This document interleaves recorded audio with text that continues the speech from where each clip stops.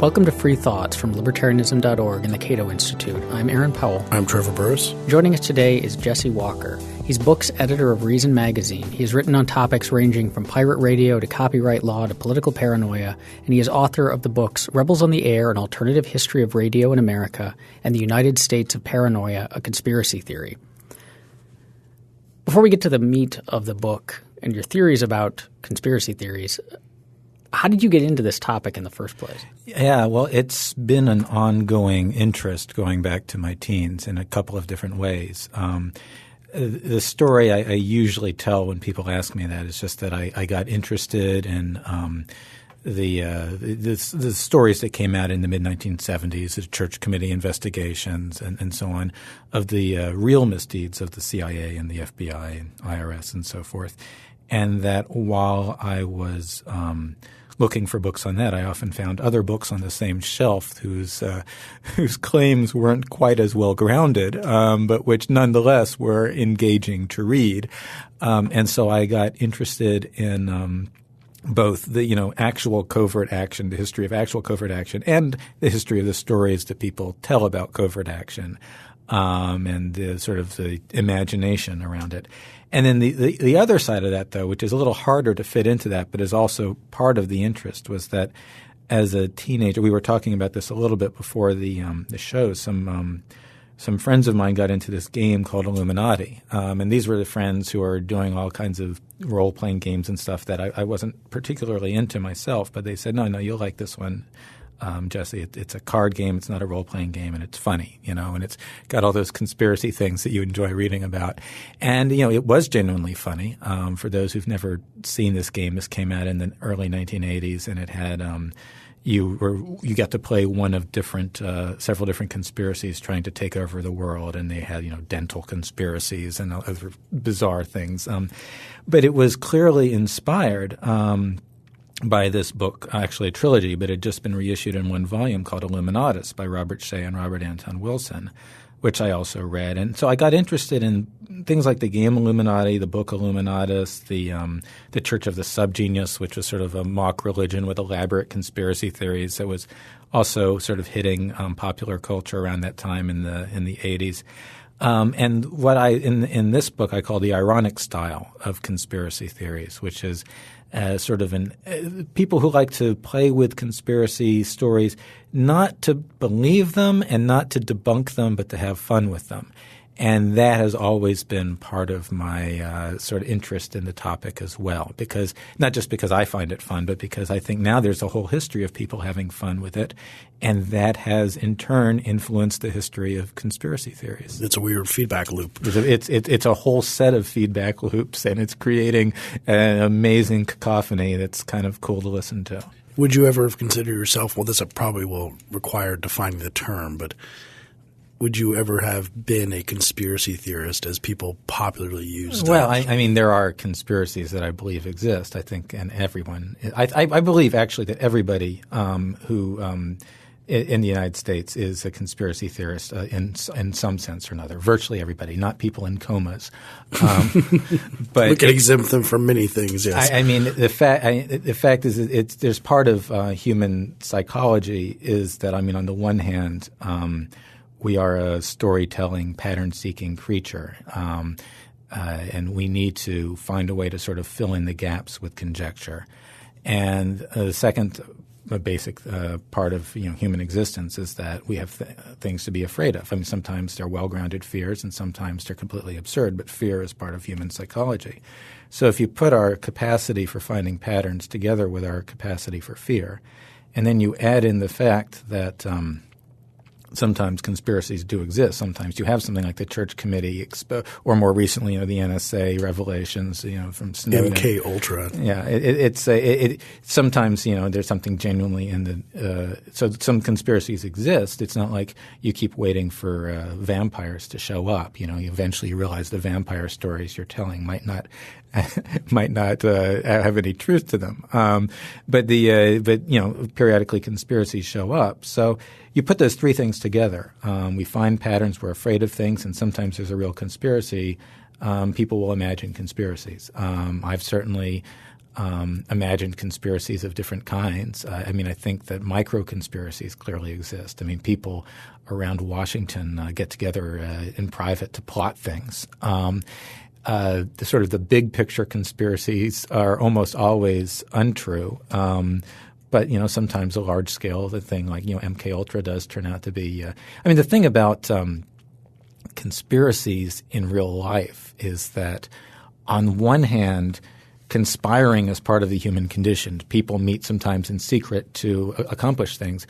But another part of the human condition is failure. I think the vast majority of plots do not actually work out. And this is true on the big level too. I mean, like the history of the CIA is filled with complete failures. I mean, part of the exposés of the 1970s were all those assassination plots against Fidel Castro. And part of that story is every single one of them failed, sometimes in just comically incompetent ways. So there's part of the discourse around conspiracy theory often has to do with just could a group really pull that off? You're imagining something that couldn't happen, and sometimes you have to ask yourself, well, no, could a group think it could pull something off, whether or not it could actually and I'm sure that I mean, we mentioned the CIA because I said that earlier, but you look at other forms of conspiracies that have existed in the real world, Soviet espionage, that sort of thing. Again, it's full of failure as well as successes, and that's the sort of thing that's often left out of the discourse of quote-unquote conspiracy theorists because you're not afraid your enemy is going to screw up. You're afraid they're going to succeed. Can we give a definition of conspiracy theory that ropes it off from, say, just plots or schemes or whatever else might not quite fit in there? Yeah, see, I use a very broad definition in this book because when people try to narrow it down, and I've seen lots of attempts, serious scholars trying to say what precisely are we looking at. This often comes up, when you have psychology studies of trying to find a conspiracy theorizing personality type or something like that. And they add all these qualifications that to me don't belong there. And it's rather than sort of roping things off from conspiracy theories, I think it's better to make distinctions among conspiracy theories. You could say small or large, plausible or implausible. I will get into some of the distinctions in the book that I get into about, outside or inside, which direction it's coming from. But to me, if you've got one or more person being alleged to – not more. If you've got more than one person alleged to be acting in secret towards some sort of end, that you're talking about a conspiracy. Now, if it's a conspiracy to go out and get lunch, who cares, right? But it's I try to do this sort of very broad definition for a few reasons. One is that one of the categories of conspiracy that I talk about in here is the idea of the benevolent conspiracy. And that gets left out a lot because people put in this stricture of they've got to be plotting to do something evil or illegal. But I think that, these idea of benevolent conspiracies actually influence a lot of the evolution of other conspiracy theories. They're part of the picture that you should be looking at. And another reason is that one of the main theses of this book is that conspiracy theorizing is mainstream, not just in the sense that lots of Americans believe a conspiracy killed JFK, but in the sense that there are lots of beliefs that are not categorized as a conspiracy theory while they're popular, that are in fact conspiracy theories that have the same sort of patterns as the ones that go on the far left or the far right, the fringes, and have to be and when you look at them after they're over, people say, oh, yes, the satanic panic of the 1980s and 90s, for example, that was a conspiracy panic. But that was very mainstream at the time. You had, politicians, prosecutors, juries, mass media outlets embracing this story that nowadays sounds like, some of the fringiest Christian right ideas that are around. And so and that's – there's certainly things that go on around the discourse around terrorism, around cults, around gangs that really should be thought of as conspiracy theories but usually aren't because so many people embrace them. Well, the difference – that's a distinction you draw between – because your book is called United States of Paranoia, and if people have heard about someone who wrote about paranoia before, famously as Richard Hofstadter Right. in the 50s. Now, he had a theory that was about a kind of conspiracy theory and who tends to hold them in the 50s. What's the difference between what he wrote about and your thesis? Yeah, so Richard Hofstadter, and he started writing about the conservative movement in the 50s. His actual his article came out in the early 60s. Actually, interestingly, it began as a lecture that was delivered in London on the day before the Kennedy assassination, which almost feels like a conspiracy right there. But he saw this as something of minority movements. I mean, not as in like ethnic minorities, but as in, groups on, the sides of society that might flare up from time to time, but that it's generally not a mainstream phenomenon. And I think that not only that does it apply to the mainstream, but you can see it applying to the Richard Hofstadter audience. I mean, his essay when it was published in the wake of the assassination, 1964, in Harper's, and then an expanded version in a book in 1965. In the wake of the assassination, I mean, sort of building towards the assassination, and then even more so after that, there was an ongoing panic in the United States about the radical right, the Second Brown Scare. And a lot of what Hofstadter wrote about the psychology of people who believe in the Illuminati conspiracy of the 1790s or what have you, I think applies to the folks who were believing these exaggerated stories of a far right subversive threat, and it applied to his audience in ways that are more clear now than they were then, but which it's useful to look at the ways in which people were making this critique without thinking about how it might apply to themselves too. Do conspiracy theories say – well, this is sort of the big question, I guess, of this entire episode, but and maybe we have to go through the lists of conspiracy theories that you have in terms of – because you write about this in the book that you're not interested in whether or not they're true. Yeah.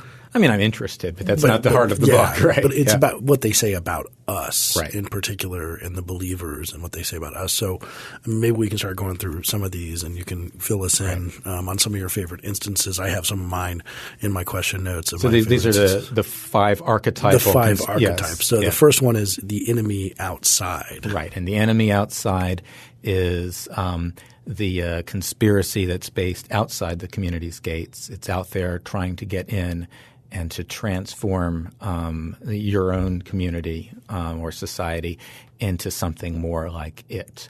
And the classic example in American history, I mean, like the first primal example would be the fear of Native American conspiracies that the colonists had. Now, obviously, there were sometimes Native American plots to attack, just as there were plots against Native Americans by colonists. But there became also there were also a lot of imagined ones that probably did not exist, and then there were some very elaborate apocalyptic ideas about Satan himself being out there in the wilderness and the Indians worshiping him and him directing their plots and maybe coordinating with other it actually kind of coincides with something which falls under a different category, which is the Salem witch trials. So that's the classic example, but it also manifests itself, in terms of fears of the Catholic Church, being run from the Vatican, fear, a lot of Cold War fears of communism. Again, there were spies and so forth, but there were very elaborate additional theories of communist plots that were not true. It continues today in the War on Terror, particularly when something like Al-Qaeda is imagined as a centralized conspiracy, an octopus with tentacles everywhere. Yeah, that one in your book, that was one of my big aha moments. Was I think you call it the myth of the Great Chief, the Super Chief, the Super Chief. Yeah, there were Indians, Native Americans who were rallying all the Indians together. Yes, I mean, and this was an idea I borrowed from another historian who had sort of pointed to people like, Geronimo and King Philip's work, King Philip, who was not really a king, but, they call it, who were sort of imagined as having much more control than they actually, did in fact have over these attacks and so on. And sort of taking particularly in the colonial era, there was a tendency to project the European structures onto the Indians so that a sort of decentralized network of villages were imagined as an empire and one influential Indian as the sort of all-powerful plotter behind everything. But that sort of continues throughout the 19th century, Sitting Bull and other figures like that.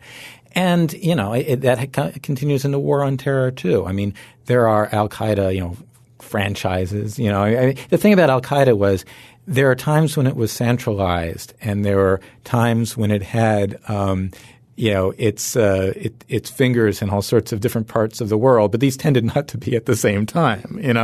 They have their screw ups and every same as any other. But there was this tendency to imagine Bin Laden as the super chief who was behind everything, and if you get rid of him, then you could cut off the snake's head and everything ends. This projection of us onto them was one of the things that struck me particularly about the Indian-related conspiracy theories at the beginning was that there was a symmetry to it, because the fear that the colonists had was we've got our settlements and there's these outsiders who are trying to come in, destroy what we've got, force disrupt our way of life. Mm-hmm. They're being led or manipulated by a god that is not ours. Mm-hmm. And if people slip away from the Puritan way of life, they will be Indianized and transformed into which is precisely what the settlers were doing to the Indians. And so it reminded me back of my undergraduate English days talking about Orientalism and projecting the things onto another that you fear or dislike about yourself. And so does that sort of symmetry play out elsewhere? Is that a theme that runs through it? Yeah, and in fact, one theme or I still call it a theme, one sort of recurring motif is moments when you have, and this doesn't just apply to enemy outside stories, two groups looking at one another with paranoid conspiracy theories about one another, and it's American Revolution, you had the colonists and the redcoats and the Brits, having their conspiracy theories about one another. And the lead up to the Civil War, you had on the one hand northern fears of the slave power, which the slave power that phrase did not always apply to conspiracy theories, but it often led to very elaborate ideas about a conspiracy of slaveholders engaging in assassinations and so on. And on the flip side, Southerners who are constantly afraid of slave conspiracies were seeing a northern hand behind a lot of them.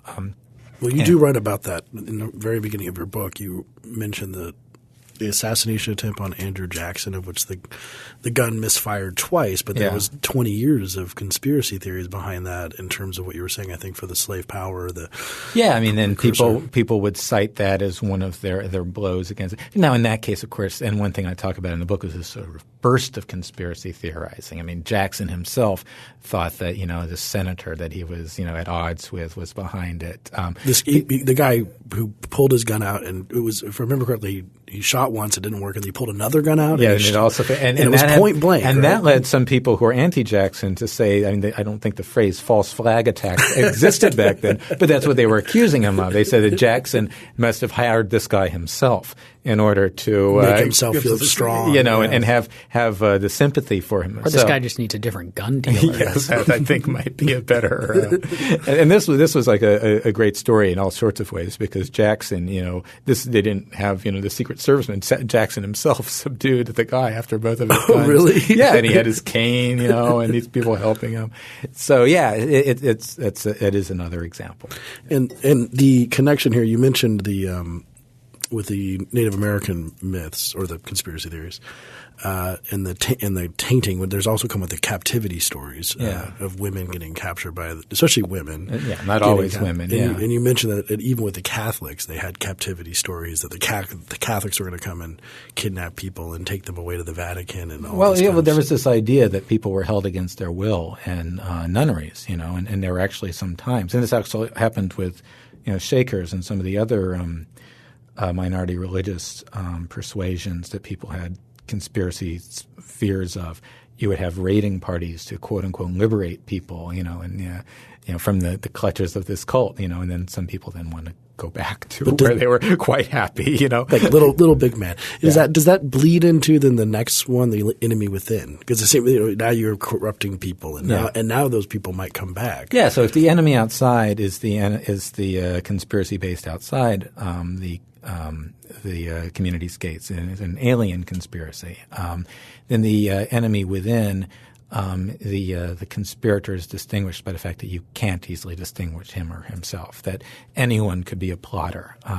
The great pop culture example is, Invasion of the Body Snatchers, which, it's you may say technically it's enemy outside because they're from outer space, but it's the basic animating fear is that the person next door or even someone in your own family might in fact be not who they say they are, or working for some other force. This, of course, is Salem is the classic example of this. Not only could anyone be a witch, but anyone could be converted to a witch. You could be tormented, and then you agree they'll stop tormenting you if you sign the book, and then you've signed Satan's book, and you're a part of the plot. And so and then how can you avoid execution? Well, by denouncing someone else, finding someone else. So in terms of the creation, the sort of social construction of the conspiracy that allegedly exists, that also tends to spread in this way. And that sort of that kind of fits witchcraft accusations in general, but part of what separates Salem and distinguishes it from the sort of general witchcraft accusations that sometimes happened is that it grew out of control. I mean, under the standard procedures in New England courts in the 17th century, someone could accuse someone else of being behind their cow's illness or something like that. But this is difficult to prove in court, right? I mean, people believed in witchcraft, but they had some sort of a working tort system. So, and the tendency of the authorities was to not want this kind of thing to be constantly going on. But with the Salem, with the what happened in Salem in the 1690s was there was this. Well, one thing was the sort of fear of subversion. I mean, this was coming, on the wake of another Indian war and the fractured society. But you had, and so the state actually sort of got into the business of pointing its fingers and making it much easier. And then it kind of got out of their control, and you started having prominent people being accused, and the wives of prominent people. And that's when you start having some second thoughts coming into the minds of some of the prominent Puritans who had previously been cheering this on. And this is another thing where you can see kind of parallels with more recent things. I mean, if you look, I mentioned earlier the satanic panic of the 80s and early 90s, and actually beyond, larger than that, is sort of a tendency to see child abuse often where there wasn't good evidence for it. And then one person, who had as a prosecutor down in Florida participated in this was one Janet Reno, who then comes up to become Attorney General in Washington, D.C. Those fears sort of helped feed, her poor decision making, during the Waco raid, because she thought she was told that children were being abused at the Mount Carmel compound. But also then the idea of the satanic conspiracy, meanwhile, had leaked into the fringes, so that some of the people who were, trying to claim there really were tunnels at the McMartin Daycare Center, and that they're trying to keep those stories alive. I mean, these stories of these daycare centers where apparently they would have satanic rituals and abuse these kids. And so on. Yeah, we're also aiming these accusations at Janet Reno. So it's very interesting to watch the way these stories leak into new social contexts or cultural contexts where they're then adapted sometimes to very different uses. And that's part of how these archetypal stories, I guess we've talked about two of them now, kind of evolve, is that one group gets its hands on it, but their needs for that story are different. So the scaffolding, the basic sort of framework of the story may stay the same, but the villain's identity and or goals could change. Now, the Red Scare, of course, I mean, we have the Crucible as actually, Arthur Miller's The Crucible being a direct parallel, but that would be a classic one. And you talk about one of my favorite movies for especially because you mentioned Invasion of the Body Snatchers. And one of the things here is that was the kind of movie where both the left and the right could say it was about the other side. Right.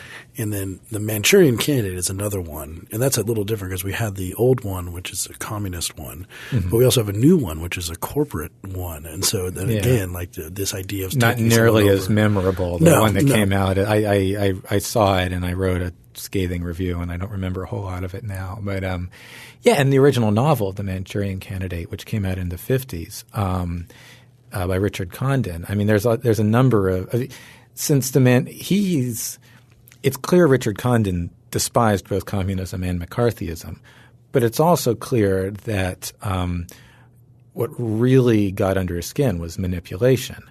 I mean, he had worked in like public relations or advertising, I'm forgetting which one, something like that. And that whole sort of approach to seeing your fellow man is what he was sort of going after in this.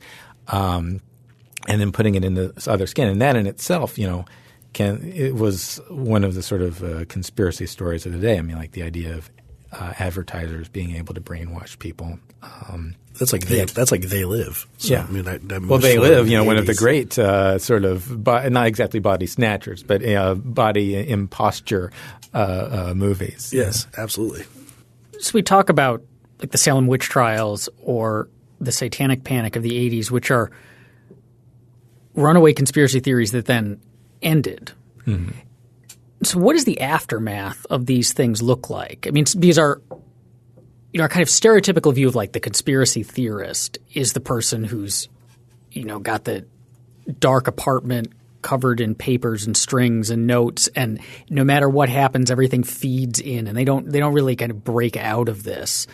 So the people who were pushing the Salem witch trials, say, were behind the panic, or the people who were saying that the daycare centers had tunnels full of Satanists. When that ends, do they repent? Do they say like, I was a conspiracy theorist and I'm sorry and it was fake? Or how do these things fade out? What does that look like? It looks in different ways. I mean, in the case of Salem, that basically ended witchcraft prosecutions in North America, in what is now the United States. I mean, you can point to incidents here and there, but there was a real backlash against that, and there was a formal apology. And I should say, I mean, as bad as that was, America's record in this is way better than Europe's. I mean, that was basically a case of America suddenly looking like what happened, alarmingly frequently in, Scotland and even more so in parts of the continent. So there's that. And there's other times when people just sort of have a forgetting. You forgot that this thing happened. When I mention the Satanic Panic as an example, people will say, unless they're really young and don't remember it, people will say, oh, yeah, that's a good example. That was kind of crazy. But that's not something people – unless they have a loved one who's still in jail, that's not something that people usually think about. And people may vaguely remember sort of, oh, yeah, people got kind of upset about heavy metal bands in the 80s, but it's not something that when we talk about the history of the 1980s, it's not usually one of the first things people mentioned, even though it was a pretty big part of American culture at the time. I mean, and one that left a real mark. Dungeons and Dragons too, I think, was about the time that got implicated in. Well, Tipper Gore wrote a book called, I think it was like Raising PG Kids in an R Society or something like that. And she had a whole section on of course, Tipper Gore is infamous for the PMRC, like for the whole the fears parental advisory. Right, what was going on in popular music. But she had a whole section on role-playing games, and she used as a big source like this group called Bothered About Dungeons and Dragons, accusing it of having this these occultist elements, and it's and just basically just mindlessly repeating what this very nutty group was saying. And this is just – this was not a a book that was sort of treated as like, the way we would think of something coming from Pat Robertson. Yeah. Lots of sort of culturally hip people didn't like Tipper Gore because of they remembered the hearings with Frank Zappa and so on, challenging her. But the fact this sort of became kind of the mainstream suburban center-left fear of popular culture. I mean, this book was sort of the sort of part of the moment that people worried about violent video games and so on. And it's I think I'd have to check. Hillary Clinton might have blurbed it or praised it or something. It was certainly of the kind of the part of American life that Hillary Clinton represents, in the culture wars. And the fact that it contains this stuff that's, sheer vintage 80s satanic panic is pretty interesting. Actually, speaking of the record label thing, I remember the push for having an O label for stuff with the occult. Oh, really? Yeah. So all the Black Sabbath albums would have to be – and that's, of course, all Tipper Gore really needed was to listen to the first 4 Black Sabbath albums, and she would be cured of what ails her. Yeah. I wanted to move on to the third one, The Enemy Above. Right. So now the next two, The Enemy Above and The Enemy Below, people might sort of recognize there's kind of a directional thing going on. So The Enemy Above is what people tend to think of when they hear the phrase conspiracy theory. Sometimes mixed with some enemy outside stuff. But any sort of conspiracy theory that involves, say, the CIA is enemy above. It's sort of powerful institutions, government, large corporations, the dominant institutions in society. If it's located in one of those or in some sort of secret society that's allegedly pulling the strings or trying to seize power, then it's an enemy above theory. Do you have any particular favorite ones of those that are quite common? I mentioned. Again, anything with the CIA. Yeah, but so anything with the CIA. So also, would you consider Da Vinci Code kind of stuff? Well, Da Vinci. Rosicrucians or Lumen. Actually, Mason. That's something like Mason. Let's hold off on Rosicrucians because they kind of fit into category 5. Except then there's the other. We'll get to that. But my favorite enemy above conspiracy theory is a little known tract called the Declaration of Independence. And in this conspiracy tract, it not only lists all the things that the King of England is doing to the colonists, but says that it is a design aimed at reducing them to slavery. It's very clearly conspiratorial language, and this is of a piece with a lot of the rhetoric in speeches, pamphlets, correspondence of the American colonists in the lead up to and during the American Revolution. George Washington, Alexander Hamilton, Thomas Jefferson, all these people spoke in conspiratorial terms about what the British were doing to them. That seems to be the kind of one we got for – I feel like the 90s were kind of – with the X-Files and the alien stuff, there was a lot of enemy above kind of conspiracies going on. Yeah, I think so. And you do talk a little bit about aliens in the book and when they factor into different – sometimes with the enemy above and conspiracies with the CIA and things like this. And you also have the body snatchers. But I guess I'd be skipping ahead to the benevolent conspiracy of aliens. Well, should I say something about the enemy below? If the enemy above is the conspiracy of the people who rule, the enemy below is the conspiracy of those at the bottom of the social ladder trying to subvert and overturn it. The classic examples were the Southern planters' fear of slave conspiracies. Some people could not see 2 slaves talking without worrying that they were plotting a rebellion. If you look back at the history of slave rebellions in the South, there are a lot more suppressions of slave rebellions than there are actual slave rebellions because there are a lot of false positives. And in fact, there are some things we're not even quite sure if there really was a slave rebellion or not because we're dependent upon the records kept by this deeply biased judicial system that the slaveocracy had in place. But of course, there are other contexts too. Actually, we were talking about these sort of changing forms slightly in different cultural contexts. Some of the stories told about the slave rebellion or the alleged slave conspiracies in the antebellum era are practically identical to conspiracy stories that were told about the riots in the ghettos in the 1960s. And you look them back to back, and I get into this in the book. I mean, it's clear that, this is a story structure that really filled a need. How does that structure go? I mean, it's a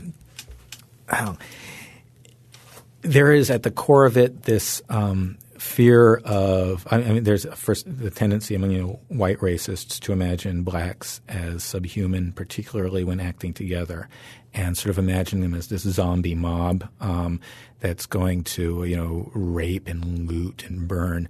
But zombie is an interesting phrase because I just described sort of the modern zombie thing, which is not a conspiracy fear, more of like a fear of like appetites on autopilot.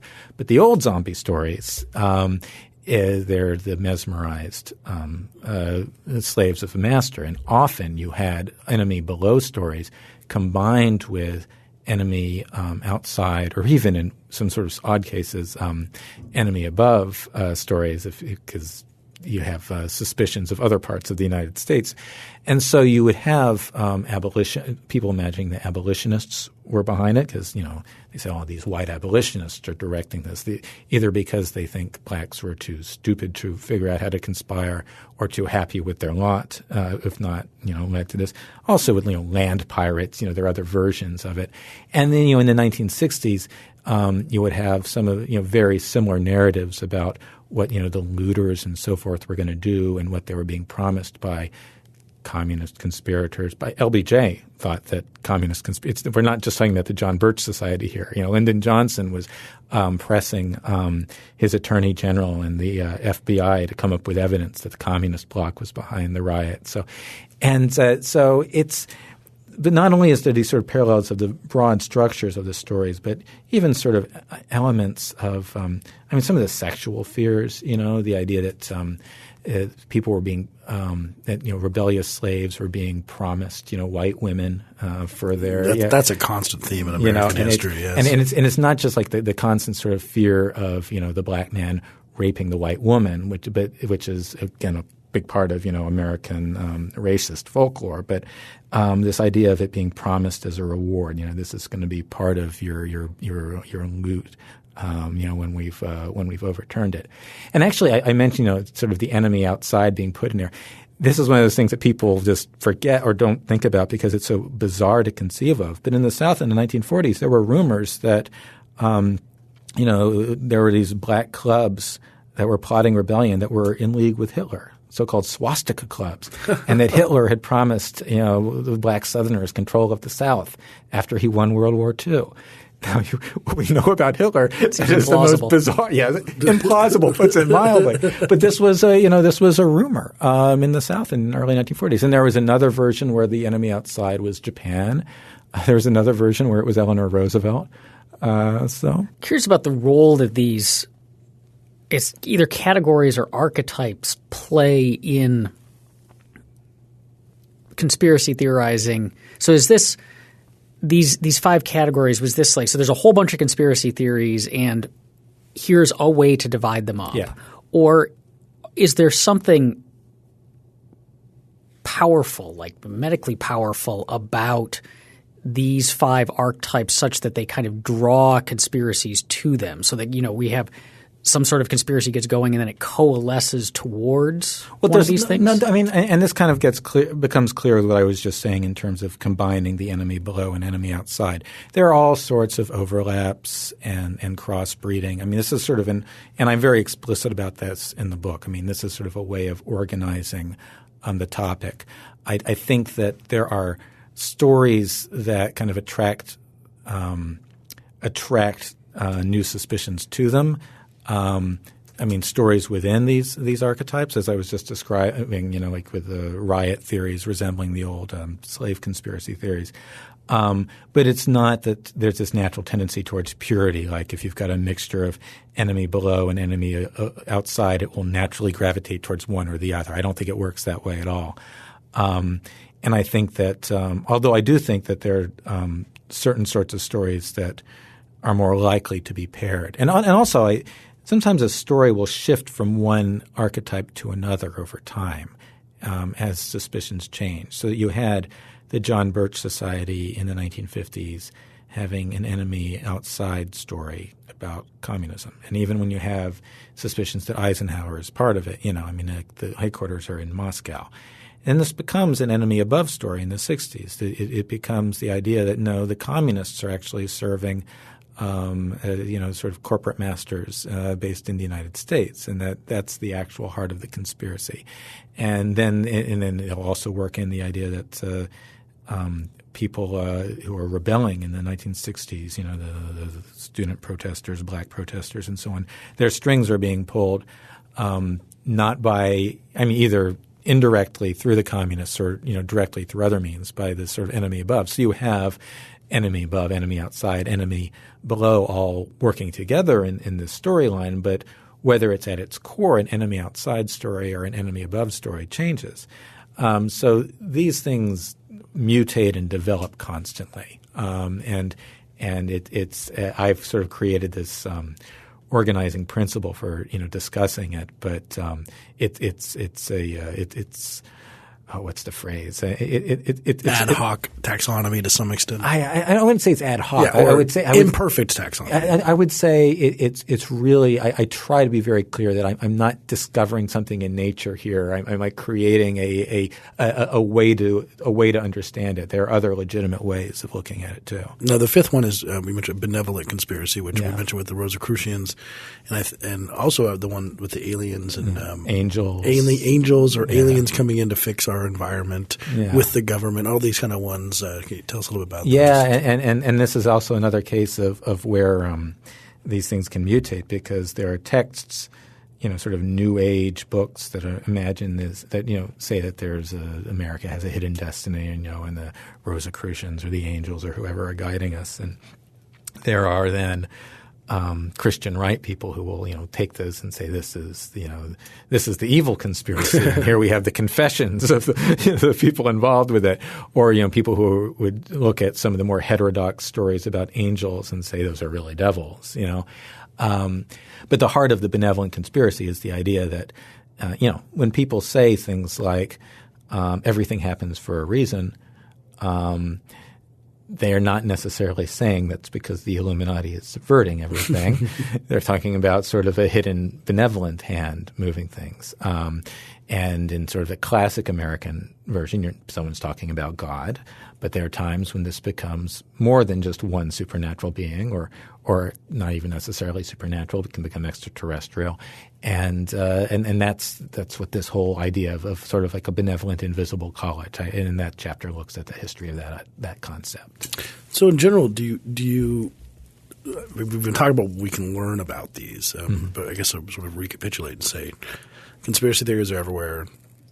They're constantly at play in American politics. And if that's true, actually, what about libertarian conspiracy theories? Oh, sure, yeah. The question is, people have asked me, are libertarians more likely or less likely to believe in, conspiracy theories? And to me, it's more the question of libertarian conspiracy theories are much more likely to feature the state, because that's who libertarians don't like, or other institutions in collaboration with the state, using the state, So and when people say, are libertarians more likely to believe in conspiracy theories? Well, they're more likely to believe in anti-government ones and less likely to believe the ones being promoted by the government. I guess that's true, but you also see the libertarians who do believe 9/11 conspiracy. I guess that would be the government doing that. Yeah. Things along those lines, and the preppers and whatnot. Is there a way to recognize a conspiracy theory when we come to it, or to take this history and use it to protect ourselves against falling prey to believing in the ones that are going to look pretty silly in 20 years? Yeah, I think if you know the history – first of all, if a story sounds really familiar, everyone must read this book so that they will know the telltale signs of a false conspiracy. If something really sounds like one of those old Indian conspiracy theories, or like the witch hunt conspiracy theories, that's a sign that even if there's a grain of truth there, perhaps they're being organized into a narrative that's misleading. So that, for example, obviously terrorists were plotting against Americans on 9/11, right? Obviously, Osama bin Laden is a party to that. Some people would deny that. I think that case for it's pretty strong. But that doesn't mean we should conceive of those conspirators or of terrorists in this sort of super chief way, and that can lead to just misjudging the situation you're in.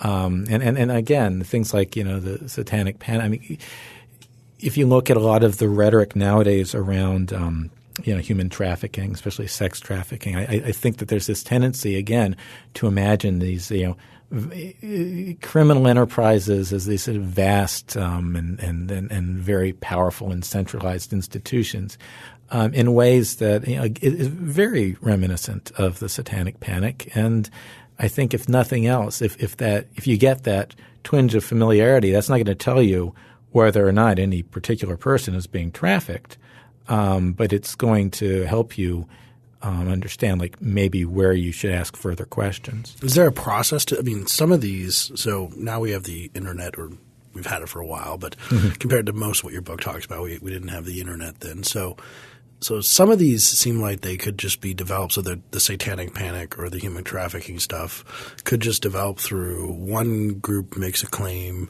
it gets reported by a media outlet without properly vetting their source, and then those people make the claim, and then now people think that a whole bunch of people making the claim means it's probably true, and then ABC News reports it, and so you could have this. This is just the process of trying to get something to be a big enough panic that the people who want to change laws about it, like the fundamental Christians who started the Satanic Panic, that they have to use this strategy to get people to talk about it so they can actually do something about it. So they're trying to sort of – So you're having a conspiracy theory about the spread of conspiracy theories. No. I'm just saying there's just like the one group, like whether it's Jerry Falwell's group, they want to gin up panic about this, and they succeed in doing it. Yeah, I mean, I don't think that's how the Satanic Panic emerged. I mean, I think in that case you had the collision of several anxieties that happened to happen at the same time: fears about missing children, fears of cults.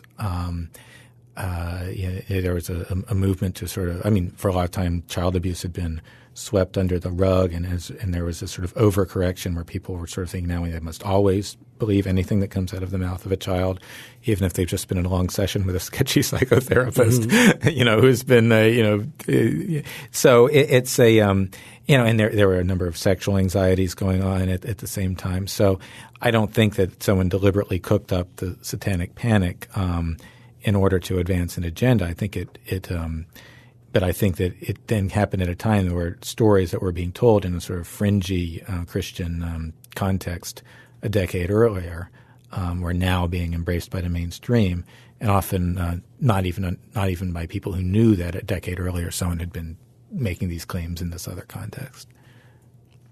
So looking at our world today, are there things accepted as conventional wisdom right now, or at least not dismissed as conspiracy theories, that you think stand a good chance of being seen as them later?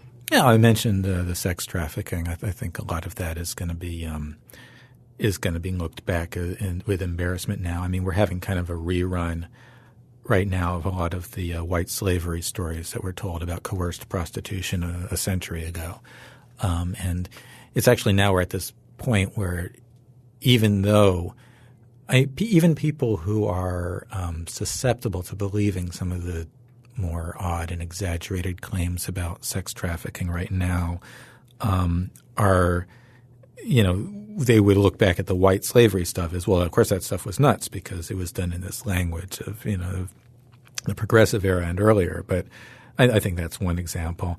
And then broader, I mean, I don't know how long whether this is something that we'll ever sort of recover from, but all of our discourses around minority religions, and what get called cults, often fall into this. A lot of our discourse around gangs, I mentioned that earlier, but it's important. All sorts of crime stories, people imagine things being organized. I mean, stuff that gets forwarded to you about, the secret symbol. I mean, gang initiations and stuff. There's this sort of very pulpy imagination that gets imposed on. Obviously, crime is real and gangs are real, but they don't all look like this movie that you saw, when you were 17 or whatever. But that's been so current. I don't know if we'll ever get past it. And then with terrorism, I don't think fear of terrorism itself is going to go away because terrorism is going to. But we'll eventually. There's always going to be some sorts of terrorism, but I think that some of the more specific fears that are going through the American culture right now may be viewed in the future the way we now look back at the stories told about Japanese Americans during World War II, that sort of thing. So is there any indication that conspiracy theories might be getting worse? One reason I think they maybe could be, for example, is that we're walling ourselves off in different media outlets. So we might need conspiracy theories to explain the other side because we rarely interact with it, for example. Just the internet in general. Are they getting more common? Are they getting worse? Is this a problem if that's true? I think there's actually a really interesting study that was done recently. Joe Usinski and Joe Parent, a couple of political scientists, took this enormous sample of letters from the New York Times and the Chicago Tribune, mostly the New York Times, but they used the Tribune sort of as a control group to make sure that they weren't getting something that was just like the liberal Times audience, or relatively liberal coastal Times audience. And they going back more than a century, and they just basically looked at all the letters to the editor and coded, which ones made conspiratorial claims. And there were a couple of really big spikes in the 1890s around people talking about corporate trusts in the 1950s, Cold War communist fears. And there's some smaller spikes around things like Watergate. But over time, basically, it tended to be pretty constant and actually slightly declining. Now, there are obvious follow-up questions like, to what extent did things then move to talk radio or the internet and so forth. But this is like the most complete sort of study that I've seen someone do, and it reinforces my general gut feeling, which is that no, it's not more common now. The internet has changed the way conspiracy theories are generated and spread.